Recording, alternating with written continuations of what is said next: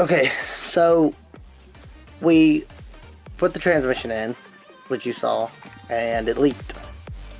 So we couldn't drive the truck because it was leaking out of the bell housing. I mean, it was just steady stream. So we couldn't drive it.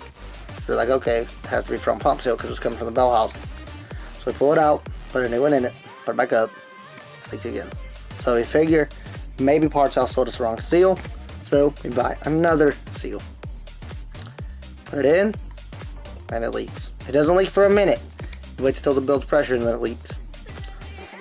So, with all that being said, guys, I want to thank you very much for watching this video. And it's been a while since I posted, and I was trying to get everything in, trying to get everything done. I wanted to have me driving at this video. It just didn't happen because of this whole transmission issue that we've been through. So, like I said, thank you guys. Next video, we should be driving it. Hopefully, the spark plugs tune up. Some of the basic stuff that we still have to do. And putting a front bumper and a grill, putting a front bumper and a grill on it. And then we're hitting the road. So, thank you guys for watching, and I'll see you next time.